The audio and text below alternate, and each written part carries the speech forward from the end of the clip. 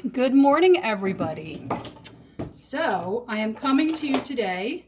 It is a cold, rainy day in New Jersey, and I have decided to make butternut squash soup. And so, this is actually going to be a two-part video on purpose, unlike most of my videos. And I'm going to first show you how to cook squash. This is good for acorn, butternut, red curry, which is one of my favorite varieties, and delicata squash. So any of your squashes that are cold weather or winter squashes. So I'm going to show you how you cook them, and then I'm going to show you my butternut squash recipe. But I wanted to show you guys how to just cook a squash, just in case you wanted to just cook a squash to eat. Like one that I really like to eat actually on a regular basis is I really like acorn squash with cinnamon and butter. If you've ever had that, it's kind of the old school go-to recipe, but this is how I cook it. So that's what we're going to do right now. All right, so you guys noticed I split my squash in half.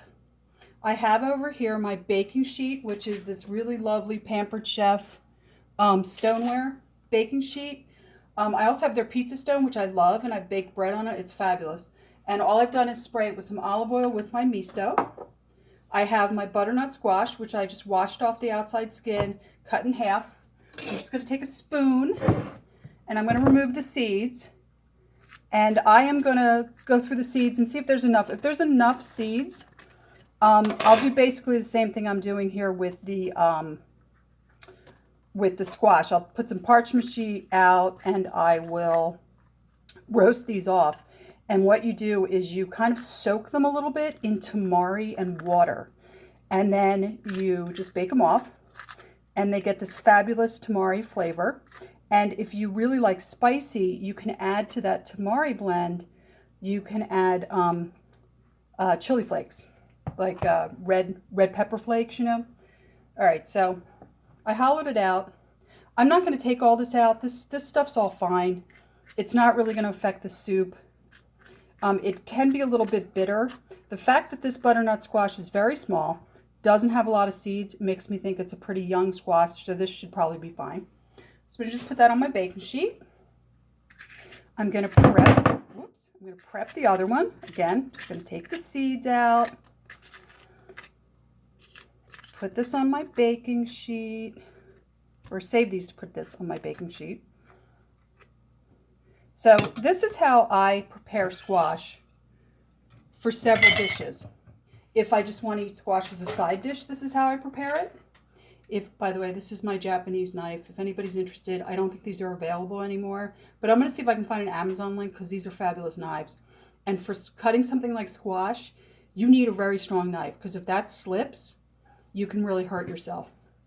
Another little hack is you notice here under my cutting board, I normally like to use a wood cutting board, but I knew this squash was really small, and I do keep this cutting board around for like fish, but to keep it from slipping, you put down a, just anything. You can put down a rag, you can put down a paper towel, you can put down a dish towel like I did here, whatever, just to keep it from slipping. Okay, so these beautiful squash are on the parchment paper. I've preheated my oven. It's not quite there yet, to just 350. And then on the outside of my squash, I'm also going to just spray it with a little bit more olive oil because I really just want to keep the skin from getting burnt. And I'm going to put it in the oven, and I will put in the notes how long this takes. Because this is such a small butternut squash, normally I would say 30 to 45 minutes. This is so small, it may not even make it to 30 minutes. And I'll take a picture of what it looks like when it's done so you can see what it should look like. What happens is this up here gets brown and starts to kind of concave in, and no surprise, you can smell it in your whole house. So like I said, this is the way I prepare squash for either a side dish. This is also the way I prepare squash if I'm making a squash pie, also known as butternut squash, right?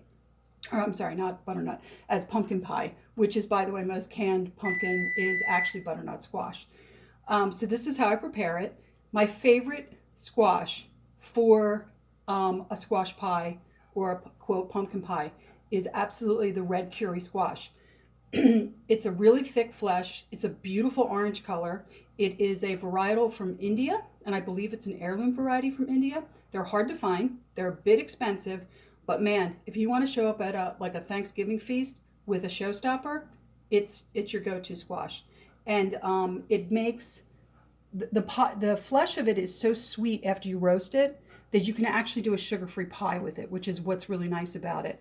And I've done many of them, and I was turned on to that particular kind of squash by Christina Perillo, and she does a squash pie. It's in her old original book, Christina Cooks the Whole Foods Way. It's great. So if you don't have it, look up the recipe, go buy the book. Actually, if you're a vegetarian, just go buy that book. Like literally, she teaches you how to cook every vegetable you can possibly think of in that book. All right, so that's it. My oven is up to temperature. I'm just going to put this in. Like I said, I'll let you guys know how long it took.